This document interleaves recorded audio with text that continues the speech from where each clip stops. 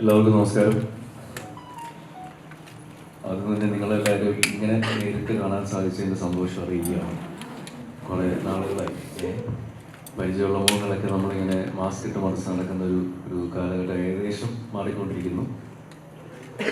അപ്പോൾ ഒരു നല്ല നാളേക്ക് വേണ്ടിയിട്ടുള്ളൊരു തുടക്കം എന്നുള്ള രീതിയിലും നല്ല സിനിമകളുടെ ഭാഗമാകാനായിട്ടുള്ള ഒരു അവസരം എന്ന രീതിയിൽ വീണ്ടും സിനിമാ ലോകം സജീവമായിക്കൊണ്ടിരിക്കുകയാണ്.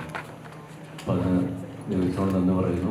ഈ ഒരു കാലഘട്ടം വളരെ പരീക്ഷണമായ ഒരു കാലഘട്ടം തരണം ചെയ്യാൻ സാധിച്ചതിന് നമുക്കെല്ലാവർക്കും ഒറ്റക്കെട്ടായി തരണം ചെയ്യാൻ സാധിച്ചതിനുള്ള ആരോഗ്യവും ആയുസ്സും കഴിവും ധൈര്യവും തന്നതിന് ഈശ്വരനാണ് നന്ദി പറയുകയാണ്.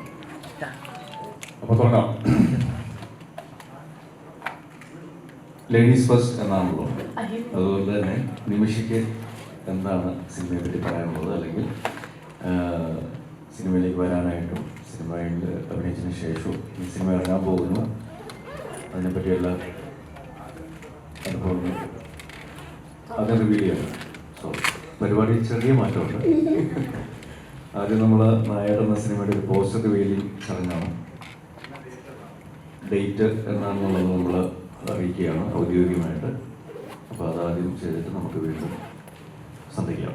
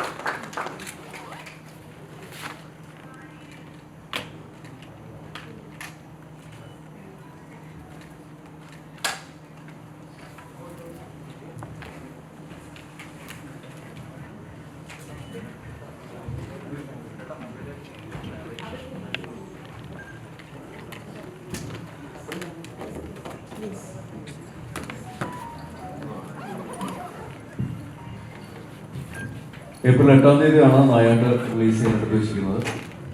ചാർലി എന്ന സിനിമയ്ക്ക് ശേഷം മാർട്ടിൻ പ്രക്കാട്ട് സംവിധാനം ചെയ്ത സിനിമ, ജോസഫ് എന്ന സിനിമയ്ക്ക് ശേഷം ഷാഹി തിരക്കഥയും സംഭാഷണവും എഴുതുന്ന സിനിമ, അതേപോലെ തന്നെ ഷൈജു കാലെ ഛായാഗ്രഹണം, മഹേഷ് നാരായണനാണ് ഇതിൻ്റെ എഡിറ്റിംഗ് നിർവഹിക്കുന്നത്, വിഷ്ണു വിജയ് അതിൻ്റെ സംഗീതവും ആറാറും. ഇതിലെല്ലാം ഉപരി നമുക്കെല്ലാവർക്കും പ്രിയങ്കനായ രഞ്ജിയേട്ടനും ശശിയേട്ടനും കൂടിയാണ് ഗോൾ കോയിൻ പിക്ചേഴ്സിൻ്റെ ബാനറിൽ ഇത് നിർമ്മിച്ചിരിക്കുന്നത്. അപ്പോൾ രഞ്ജിയേട്ടനുമായിട്ട് എനിക്ക് ആദ്യമായിട്ടാണ് ഒരു സിനിമയിൽ സഹകരിക്കാനുള്ള അവസരം ലഭിക്കുന്നത്. അതിൻ്റെ സന്തോഷവും ഈ വേദിയിൽ പങ്കിടുകയാണ്. പിന്നെ ഓഫ്കോഴ്സ് എൻ്റെ സുഹൃത്തുക്കൾ അങ്ങേറ്റത് എന്നെ സിനിമയിലെ തുടക്ക സമയത്തൊക്കെ എന്നെ വണ്ടിയിൽ ചേസ് ചെയ്ത് സിനിമയിൽ എനിക്ക് വരണമെന്ന് ആഗ്രഹം പ്രകടിപ്പിച്ച ഒരു വ്യക്തിയാണ് ജോജു. ജോജു ഇപ്പോൾ മലയാള സിനിമയുടെ അവിഭാജ്യ ഘടകമായിട്ട് വന്ന് നിൽക്കുമ്പോൾ തീർച്ചയായിട്ടും ആ വളർച്ചയിൽ തുടക്കം മുതലേ ആ വളർച്ച കണ്ട് ആ വളർച്ചയിൽ പങ്കാളിയാവാൻ സാധിച്ചതിൽ ഒരുപാട് സന്തോഷം.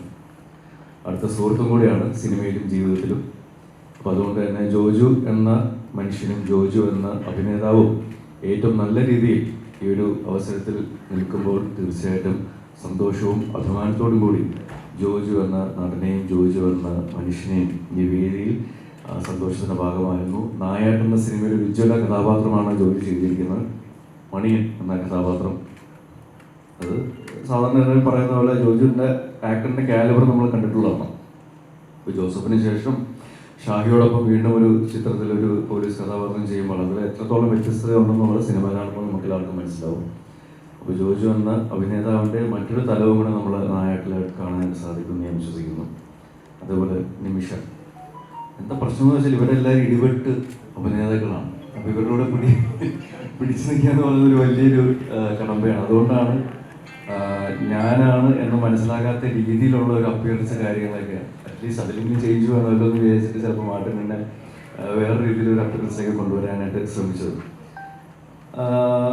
നിമിഷയുടെ കഥാപാത്രം ഒരു പോലീസ് ഓഫീസർ തന്നെയാണ്, civil police, women's civil police officer.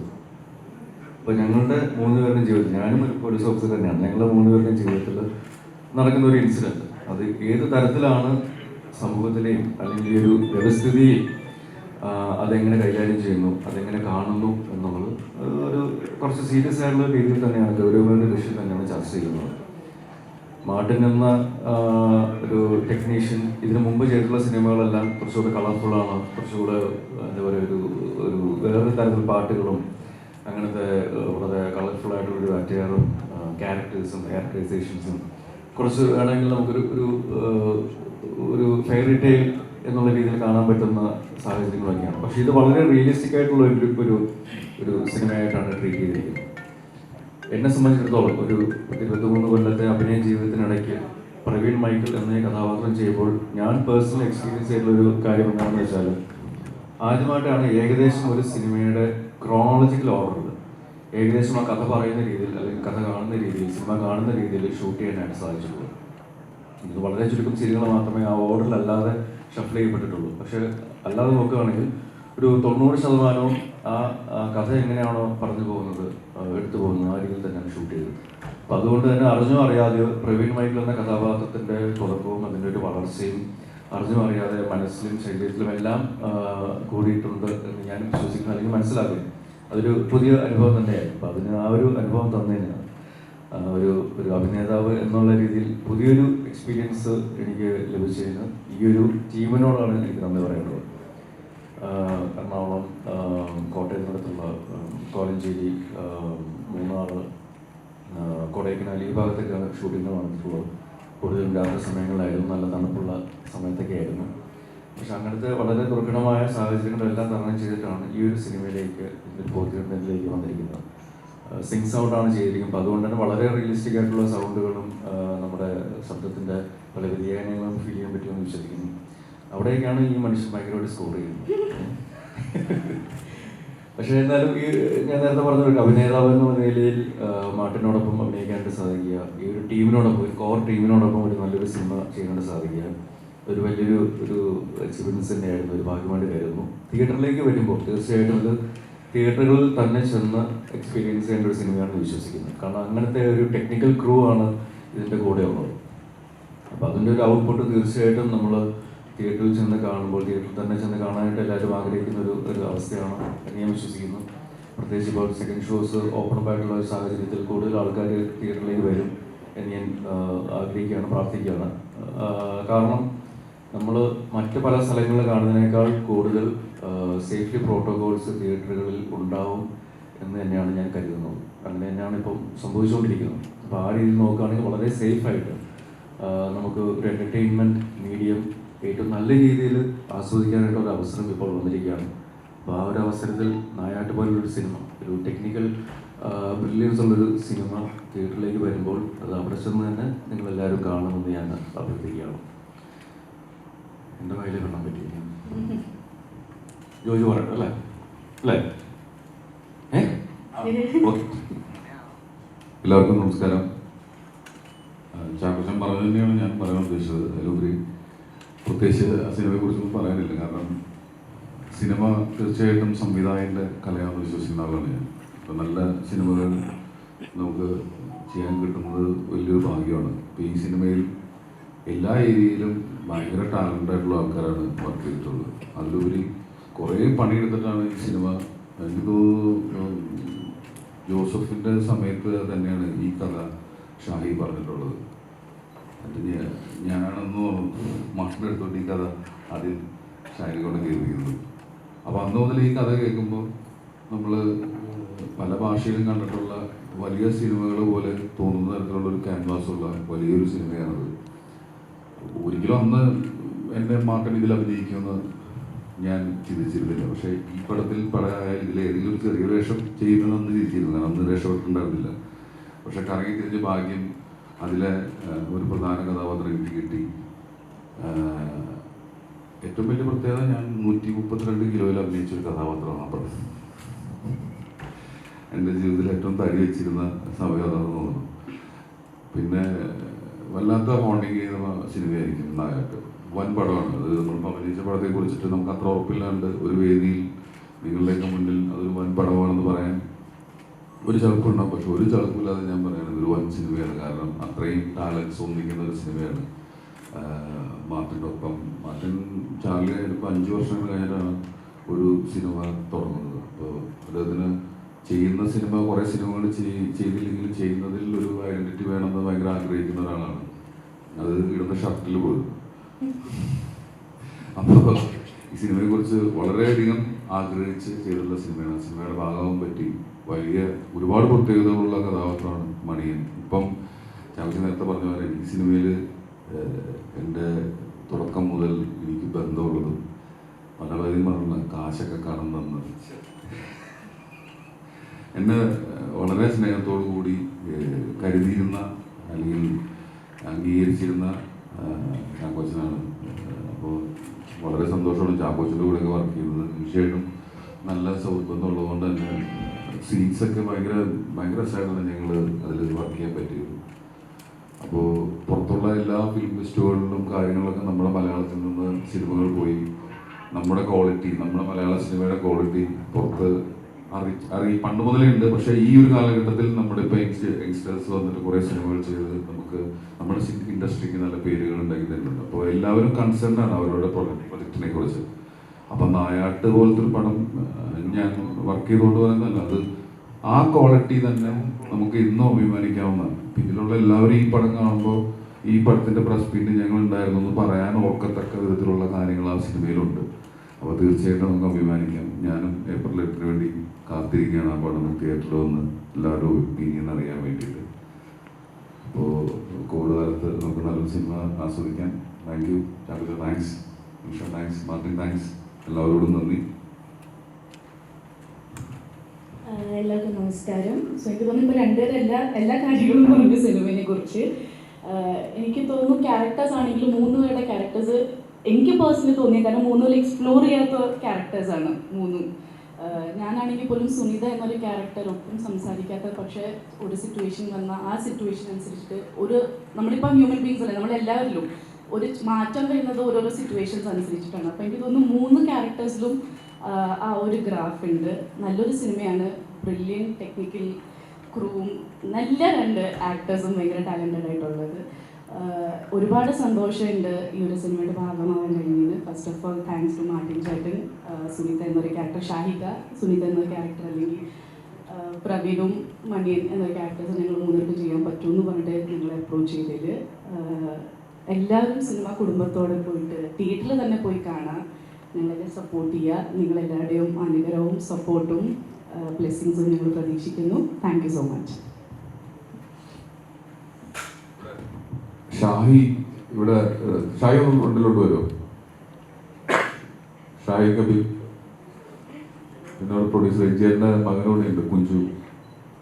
വാ. അല്ല, നിങ്ങൾക്ക് ഒരു ഇഷ്ടമല്ലെങ്കിൽ വരണ്ട, കുഴപ്പമില്ല.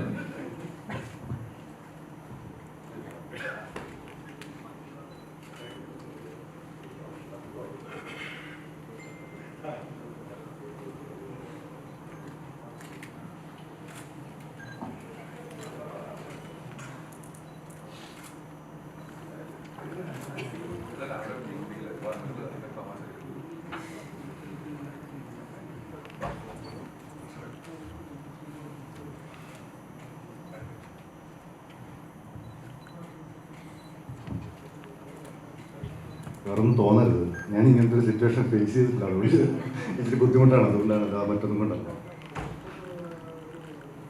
സിനിമ പിന്നെ കണ്ടു കഴിഞ്ഞിട്ട് എല്ലാവരും അഭിപ്രായം പറയുക. എഴുതിയ സിനിമയെക്കുറിച്ച് ഞാനും പറയുന്നൊരു പ്രശ്നമുണ്ടല്ല.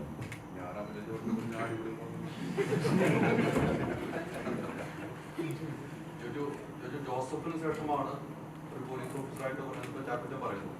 അതേ ഒരു ടീമിനോടൊപ്പം തന്നെയാണ് ഈ കഥയുമായിട്ട് ബന്ധപ്പെട്ടുള്ളത്. ജോസഫ് എന്ന സിനിമയിൽ നിന്നുള്ള വ്യത്യസ്തമായ ഒരു പോലീസ് വേഷം എന്താണ്? അതിൻ്റെ കഥ തന്നെയാണ്. കഥയും കഥാപാത്രവും ഒരു ബന്ധവുമില്ല. ജോസഫ് പറഞ്ഞതും ഡിസ്കസ് ചെയ്തതുമായിട്ടുള്ള ആ ഒരു ഇമോഷനോ അല്ലെങ്കിൽ അത്തരം ട്രാവലുകളൊന്നും തന്നെ ഈ കഥാപാത്രങ്ങൾക്ക് ആർക്കുമില്ല. ഈ 3 കഥാപാത്രങ്ങളും ഭയങ്കര ഇമ്പോർട്ടൻ്റ് ആണ് ഈ സിനിമയിൽ. അത് ഇപ്പം എല്ലാം ഭയങ്കര ഐഡൻറ്റിറ്റി ഉള്ള വേറൊരു ട്രാവലാണ്. അത് എനിക്ക് തോന്നുന്നു ചിലപ്പോൾ ജോസഫ് കുറേ ചർച്ച ചെയ്യപ്പെട്ടിട്ടുണ്ട്. ഈ ഹോസ്പിറ്റൽ സംഭവങ്ങളും കാര്യങ്ങളൊക്കെ ആയിട്ട് അതിൽ ചർച്ച ചെയ്ത വിഷയം. ഇതുപോലെ തന്നെ അതിലും കൂടുതലായിട്ട് ചിലപ്പോൾ ചർച്ച ചെയ്യുന്നൊരു വിഷയമായിരിക്കും നായാട്ടം. കാരണം അത്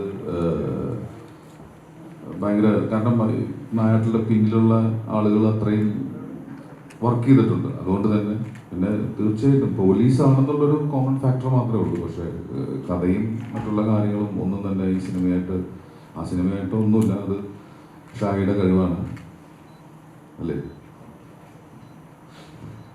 ഇൻവെസ്റ്റിഗേഷൻ സിനിമയല്ല ഇത് ആക്ച്വലി.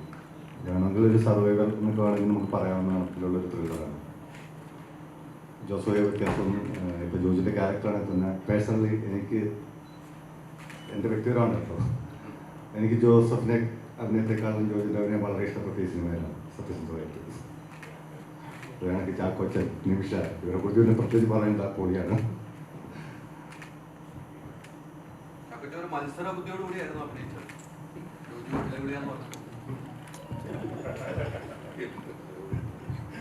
ഭയങ്കര മത്സരമായിരുന്നു, ഭക്ഷണത്തിൻ്റെ കാര്യത്തിൽ. ഇതിൽ ഏറ്റവും ഭാരമേറിയ റോള് ജോലിയാണ് ചെയ്തത്. നേരത്തെ പറഞ്ഞത് 132 കിലോ ഉണ്ടായിരുന്നു. പക്ഷെ ഇങ്ങനല്ലേ ഇതിൽ ഓഫ്കോഴ്സ് ഒരു കഥാപാത്രങ്ങൾ തമ്മിലുള്ള ഒരു കോമ്പറ്റീഷനേക്കാൾ ഉപരി ഇത് ആ കഥാപാത്രങ്ങളിലേക്ക് എത്രത്തോളം ഇറങ്ങി ചെല്ലുന്നു എന്നതിലാണ് ഒരു കോമ്പറ്റീഷൻ ഉണ്ടായിരുന്നത്. അതായത് എനിക്ക് ഡയലോഗ് കൂടുതൽ വേണം, അല്ലെങ്കിൽ എൻ്റെ സ്ക്രീൻ പ്രസൻസ് കൂടുതൽ വേണം, സ്ക്രീൻ സ്പേസ് കൂടുതൽ വേണം, അങ്ങനത്തെ രീതിയിലോ അങ്ങനത്തെയുള്ള വളരെ ബാലിശമായിട്ടുള്ള ഒരു കോമ്പറ്റീഷൻ ഇതിലില്ലായിരുന്നു. പടം എത്രത്തോളം നന്നാക്കാൻ വേണ്ടിയിട്ട് എത്രത്തോളം നന്നായിട്ട് ചെയ്യാൻ പറ്റും എന്നുള്ളൊരു മത്സരം മാത്രമേ ഉണ്ടായിരുന്നു എനിക്കുള്ളൂ. പക്ഷെ അതിൽ മത്സരത്തേക്കാൾ ഉപരി മറ്റൊരാൾ ആ കഥാപാത്രം എത്ര നന്നായിട്ട് ചെയ്യണം എന്നുള്ളതിൻ്റെ അഭിപ്രായങ്ങളും ഒരു കറക്ഷൻസും എല്ലാം പരസ്പരം അങ്ങോട്ടും ഇങ്ങോട്ടും ഷെയർ ചെയ്യുന്നുണ്ടായിരുന്നു. അപ്പോൾ ആ രീതിയിൽ ഒരു ടീം എഫേർട്ട് തന്നെയാണ്. കാരണം ഈ സിനിമ എത്രത്തോളം നല്ലതാണ് എന്നുള്ളത് കഥ കേൾക്കുമ്പോഴും അതിൻ്റെ ഒരു ഷൂട്ടിങ്ങിൻ്റെ സമയത്തും അറിഞ്ഞ് അനുഭവിച്ചിട്ടുള്ള ആൾക്കാരാണ് ഞങ്ങളെല്ലാവരും. അപ്പം അതുകൊണ്ട് തന്നെ മറ്റൊരാളുടെ കഥാപാത്രം എത്രത്തോളം നന്നാകുന്നുവോ അത്രത്തോളം ആ സിനിമയും നന്നാവും, ഞങ്ങളുടെ കഥാപാത്രങ്ങളും നന്നാവും എന്നുള്ളൊരു തിരിച്ചറിവും മനസ്സിലാക്കലും ആ കൂട്ടത്തിലുണ്ടായിരുന്നു. അപ്പോൾ ആ തരത്തിൽ നോക്കുകയാണെങ്കിൽ ഇത് ഏറ്റവും നല്ലൊരു സിനിമയായിട്ട് വരണം. അത് തിയേറ്ററിൽ തന്നെ വന്ന ആൾക്കാരെ കാണണം, കണ്ടു കഴിഞ്ഞാൽ ഏറ്റവും നല്ല അഭിപ്രായങ്ങൾ തന്നെ വരണം എന്നുള്ളൊരു മത്സരബുദ്ധി ഞങ്ങളുടെ ഇടയിലുണ്ടായിരുന്നു. അത്രയുള്ളൂ. ഈ ഫസ്റ്റ് ലുക്ക് പോസ്റ്റർ പുറത്തുവിട്ടുകൊണ്ട് പൃഥ്വിരാജ് പറഞ്ഞത് മലയാള സിനിമയിൽ ഏറ്റവും കൂടുതൽ കാത്തിരിക്കുന്ന ഒരു ചിത്രമായിരിക്കും നായാട്ടം തന്നെ. അപ്പോഴേക്കും സംഗതി എന്ന് പറയുന്നത് എന്തുകൊണ്ടാണ് മലയാള സിനിമയിൽ നായാട്ടിനെ കാത്തിരിക്കുന്നത്? എനിക്ക് തോന്നുന്നു രഞ്ജിയേട്ടനുമായിട്ടും എല്ലാം വളരെ അടുപ്പമുള്ള ഒരു വ്യക്തിയാണ് രാജു. സിനിമയെ പറ്റി വളരെ വ്യക്തമായ ധാരണകളും കാഴ്ചപ്പാടുകളും ഉള്ള ഒരു അഭിനേതാവും ഒരു ടെക്നീഷ്യനും കൂടെയാണ്. അപ്പം അതുകൊണ്ട് തന്നെ സിനിമയുടെ കഥയെപ്പറ്റി രാജുവിനെ അറിയാം, വ്യക്തമായിട്ട് അറിയാം. രാജു എനിക്ക് മെസ്സേജ് ചെയ്യുമ്പോഴും അല്ലെങ്കിൽ ഫസ്റ്റ് പോസ്റ്റർ റിവീൽ ചെയ്യുന്ന സമയത്തും എല്ലാം നായകനെ കുറിച്ച് വളരെ ഗംഭീരമായിട്ടുള്ള അഭിപ്രായങ്ങളും ആഗ്രഹങ്ങളുമാണ് പറയുന്നത്. കാരണം ഇത് തിയേറ്ററിൽ തന്നെ വരണം, തിയേറ്ററിൽ തന്നെ വന്ന ആൾക്കാർ കണ്ട് അത് എക്സ്പീരിയൻസ് ചെയ്ത് ഈ ചിത്രം വിജയിക്കും എന്നുള്ള വളരെ പോസിറ്റീവായിട്ടുള്ളൊരു ആസ്പെക്റ്റ് ഒരു വാക്കുകളുമാണ് രാജുവിൻ്റെ ഭാഗത്തു നിന്നും കേൾക്കുകയും കാണാനും സാധിച്ചത്. എനിക്ക് തോന്നുന്നു ഇപ്പോഴത്തെ ഒരു സാഹചര്യത്തിൽ ഏറ്റവും നല്ല സിനിമകൾ മലയാളത്തിൽ നിന്നുണ്ടാകണം, അത് ഏറ്റവും നല്ല രീതിയിൽ ആൾക്കാരിലേക്ക് എത്തണം എന്നുള്ളത് ഒരാളുടെ മാത്രം ആഗ്രഹമായിട്ട് നിൽക്കുന്നില്ല. As an industry whole together എല്ലാവരും അതിനുവേണ്ടി ശ്രമിക്കുന്നുണ്ട്. എൻ്റെ സിനിമ മാത്രം ഓടുക, മറ്റുള്ളവരുടെ സിനിമ അത്ര നന്നായിട്ട് ഓടണ്ട എന്നുള്ളത് മാറ്റി നിർത്തി ഇറങ്ങുന്ന സിനിമകൾ ഓടിയാൽ മാത്രമേ തങ്ങൾക്കും നിലനിൽപ്പുണ്ടാവൂ എന്നുള്ളൊരു തിരിച്ചറിവ് വളരെ വൈകിയാണെങ്കിൽ പോലും ചിലപ്പോൾ ഒരു കോവിഡ് തന്നെ വേണ്ടി വന്നിരിക്കണം ഇങ്ങനത്തെ ഒരു അവസ്ഥ ഉണ്ടാകുമെങ്കിൽ ആ ഒരു രീതിയിൽ പോലും വലിയൊരു നല്ലൊരു പോസിറ്റീവായിട്ടുള്ളൊരു സാഹചര്യമാണ് ഇപ്പോഴുള്ളത്. നല്ല സിനിമകൾ ഉണ്ടാവുകയാണെങ്കിൽ അത് ഇപ്പം ഉദാഹരണത്തിന് ഇപ്പോൾ ജാവ എന്ന് പറയുന്ന ഒരു സിനിമ, അതിൽ അറിയപ്പെടുന്ന ടെക്നീഷ്യൻസോ അറിയപ്പെടുന്ന വളരെ പ്രോമിനൻ്റ് ആയിട്ടുള്ള ആക്ടേഴ്സോ ബാനർ വാല്യൂ ഒന്നുമില്ലാത്തൊരു സാഹചര്യത്തിൽ ഏറ്റവും നല്ല രീതിയിൽ തിയേറ്ററിൽ റെസ്പോൺസും റിവ്യൂസും കിട്ടിയ ഒരു സിനിമയാണ്. അപ്പോൾ അത് തെളിയിക്കുന്നൊരു കാര്യം സിനിമ നല്ലതാണെങ്കിൽ ഏത് സാഹചര്യമാണെങ്കിലും ഓടും എന്നുള്ളതാണ്. അപ്പോൾ ആ ഒരു സാഹചര്യത്തിൽ ഏറ്റവും നല്ല സിനിമകൾ കൊടുക്കുക എന്നുള്ള ഉത്തരവാദിത്വം നമുക്ക് എല്ലാവർക്കും ഉണ്ട്. അത് ആ സിനിമയിൽ അഭിനയിക്കുന്ന ആൾക്കാർക്ക് മാത്രമല്ല എന്നുള്ളതാണ് ആ സിനിമയുടെ പുറത്തു നിന്നുമുള്ള രാജുവിനെ പോലെയുള്ള വ്യക്തികളുടെ ഭാഗത്തു നിന്നുള്ള അഭിപ്രായങ്ങൾ സൂചിപ്പിക്കുന്നത്. ഒരു വെൽക്കം ചേഞ്ച് തന്നെയാണ്, വളരെ പോസിറ്റീവായിട്ടുള്ളൊരു ആസ്പെക്റ്റാണ് അത്. Thank you for that. 1980 നായാട്ട് എന്നൊരു സിനിമ അതേ പേരിൽ വരുന്നത്. അതിനുശേഷം 41 വർഷത്തിന് ശേഷമാണ് ഈ പേര്. ആ സിനിമയും ഈ സിനിമയുമായിട്ട് ഈ പേരിലേക്ക് ഒരു സാമ്യം വരാനുള്ള കാരണം എന്താണ്? നമുക്ക് ഈ സിനിമയ്ക്ക് ഏറ്റവും നല്ല ടൈറ്റിൽ ഇതാണെന്ന് തോന്നി. ആ സിനിമയായിട്ട് യാതൊരുവിധ ബന്ധവുമില്ല, കഥയോ യാതൊരു ഇതുമായിട്ട്. ഈ സിനിമയുടെ ഏറ്റവും നല്ല ടൈറ്റിൽ ഇതാണെന്നാണ് ഞങ്ങൾ വിശ്വസിക്കുന്നത്. ട്രൂ സ്റ്റോറി ആണോ? അല്ല, ഇത് ട്രൂ സ്റ്റോറി അല്ല.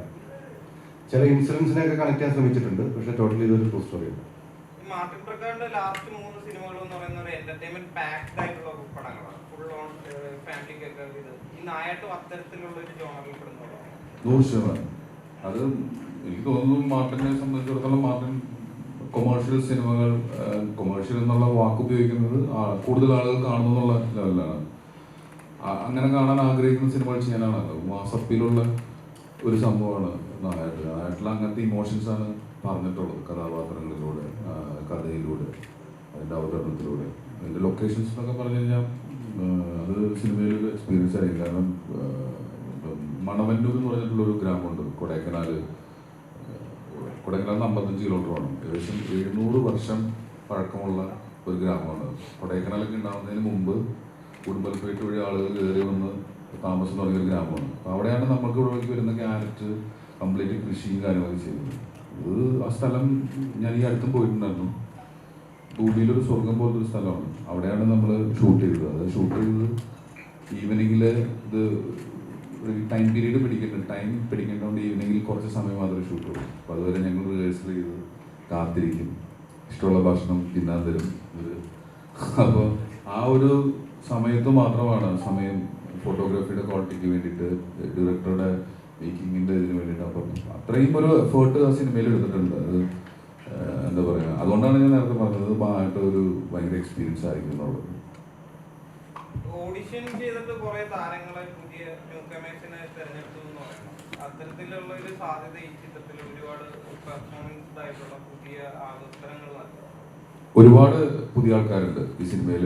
ഫീമെയിലും മെയിലായിട്ടുള്ള കുറേ ആളുകളുണ്ട്. അപ്പോൾ നമ്മുടെ മരിച്ച അനിൽ നെടുങ്ങുമാടിൻ്റെ മികച്ചൊരു ക്യാരക്ടർ സിനിമയിലുണ്ട് അനിലിൻ്റെ. അപ്പോൾ ഈ ഓഡിഷൻ ചെയ്തപ്പോൾ ഒരു ലേഡി അനിലിൻ്റെ കൂടെ അഭിനയിക്കാനായിട്ടുള്ളൊരു മെയിൻ കഥാപാത്രത്തെ, അതുകൊണ്ടാണ് ഞാനത് ഓർത്ത് പറഞ്ഞത്. കുറേ പേരുണ്ട്, പുതിയ ആൾക്കാർ ഒരുപാട് പേര് അഭിനയിച്ചിട്ടുണ്ട് സിനിമയിൽ.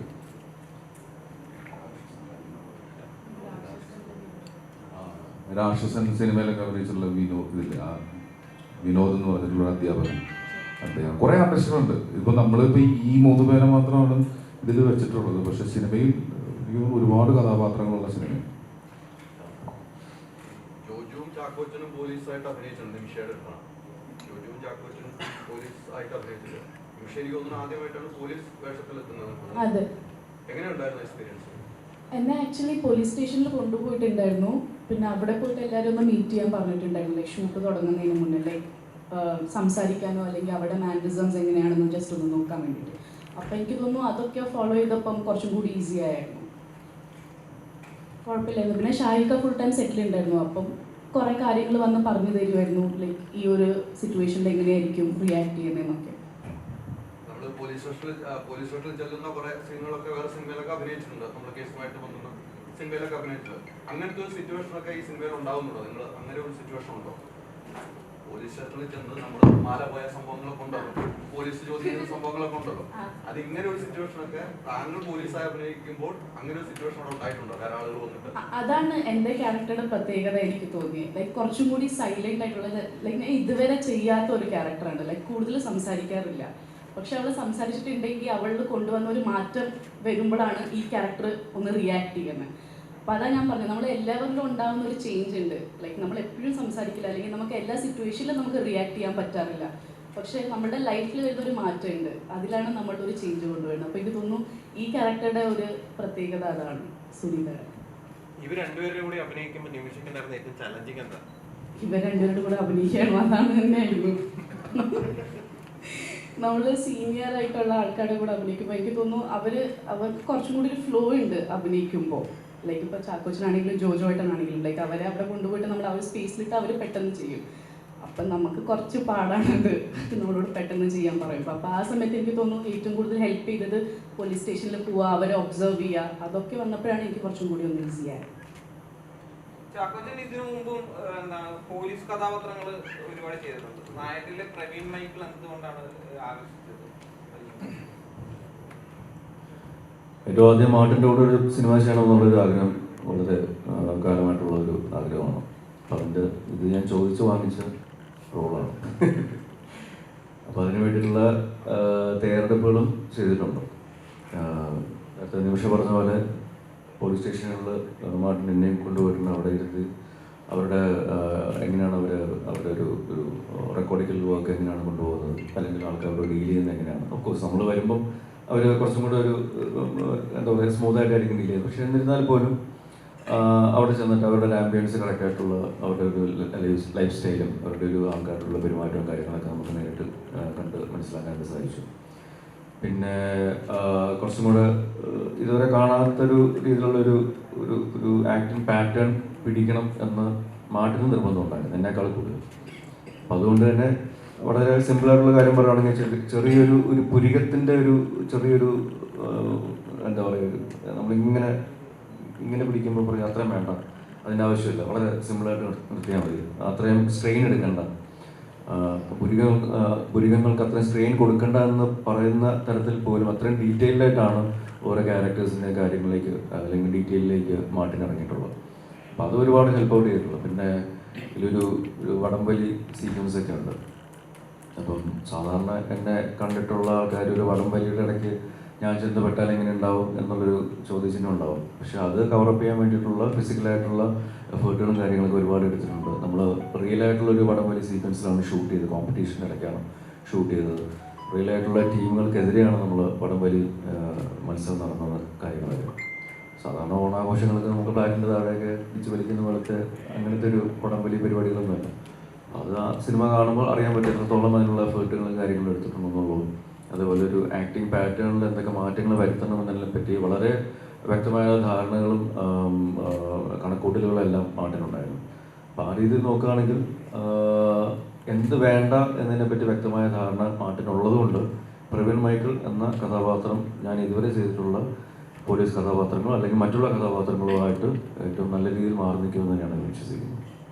അരവിന്ദ് സ്വാമിയുടെ ഒരു ചിത്രം വരുന്നു എന്ന ന്യൂസുകൾ വന്നിരുന്നു, അതിനെക്കുറിച്ച് അത് അടുത്ത പ്രസ് മീറ്റിൽ പറയാം.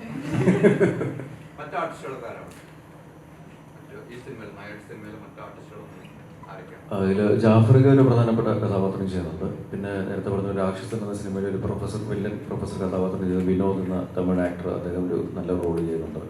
പിന്നെ അനിൽ ബംഗാളിൻ്റെ വളരെ ഒരു സ്ട്രോങ് ആയിട്ടുള്ള കഥാപാത്രം ഈ സിനിമയിൽ നമുക്ക് കാണാനായിട്ട് സാധിക്കും. പിന്നെ ഒരുപാട് പുതിയ ആക്ടേഴ്സാണുള്ളത്. അതല്ല കുറേ പേരെ നമ്മൾ ഓഡിഷൻ ചെയ്തിട്ടാണ് എടുത്തിട്ടുള്ളത്. ഒരു ആലപ്പുഴക്കാരനൊരു പയ്യനുണ്ട്. ആലപ്പുഴക്കാരൻ പയ്യന്മാരിൽ ഇത്രയും ബിജു എന്നൊരു കഥാപാത്രം, ഇത്ര അലമ്പ് പയ്യന്മാരുണ്ടോ എന്നുള്ളത് കണ്ടിട്ട് ഞാൻ തന്നെ ഞെട്ടിപ്പോയി. ഒരു കിടിലൻ വിഷയമാണത്. അപ്പം അങ്ങനെ പുതിയ കുറേ ആൾക്കാർ ഇതിലുണ്ട്. അപ്പോൾ അവരെല്ലാവരും എന്തും ചെയ്യാൻ വേണ്ടി റെഡിയായിട്ട് നിൽക്കുകയും പക്ഷേ എന്ത് ചെയ്യേണ്ട എന്നതിനെ പറ്റി വ്യക്തമായ ധാരണയുള്ള ഒരു ഡയറക്ടറിൻ്റെ മുമ്പിലാണ് അവർ ബന്ധപ്പെട്ടിരിക്കുന്നത്. അപ്പോൾ അതുകൊണ്ട് വളരെ കൺട്രോൾഡായിട്ട്, നമ്മളൊരു ഓവർ ദ ബോർഡ് പോകാതെ വളരെ കൺട്രോൾഡായിട്ട് വളരെ റിയലിസ്റ്റിക് ആയിട്ട് ഓൾമോസ്റ്റ് റിയലിസ്റ്റിക്കിൽ തന്നെ നിന്നുകൊണ്ടുള്ള ഒരു ആക്ടിങ് പാറ്റേണും ഒരു മേക്കിംഗ് പാറ്റേണുമാണ് നമ്മൾ പിടിച്ചിരിക്കുന്നത്. പക്ഷേ ആ കഥയുടെ ഗ്രോത്ത് ഞാൻ നേരത്തെ പറഞ്ഞ പോലെ എൻ്റെ അഭിനയ ജീവിതത്തിൽ അങ്ങനത്തെ ഒരു ക്രോണോളജിക്കൽ ഓർഡർ എടുത്തുകൊണ്ട് തന്നെ ആ ഒരു കഥയുടെ പോക്കും അതിൻ്റെ കൂടെയുള്ള യാത്രയും അതിൻ്റെ ഒരു നമ്മളെ വലിഞ്ഞ് മുറുക്കുന്ന ഒരു ഫീലുണ്ട്. അതെനിക്ക് എക്സ്പീരിയൻസ് ചെയ്യാൻ പറ്റിയൊരു ഭയങ്കര എക്സൈറ്റ്മെൻറ്റ് എന്നിൽ നിലനിർത്തിയിട്ടുണ്ട്. അതുകൊണ്ട് തന്നെയാണ് നായാട്ട് എന്ന സിനിമ അതിൻ്റെ ഫുൾ എഫക്റ്റിൽ അത് ഫുൾ ഗ്രാൻഡിയറിൽ തിയേറ്ററിൽ തന്നെ കാണണമെന്ന് ഞാൻ പേഴ്സണലി ആഗ്രഹിക്കാനുള്ള കാരണം. ജോസഫിന് ശേഷം ജോജിയുടെ യഥാർത്ഥത്തിൽ ഷാഫി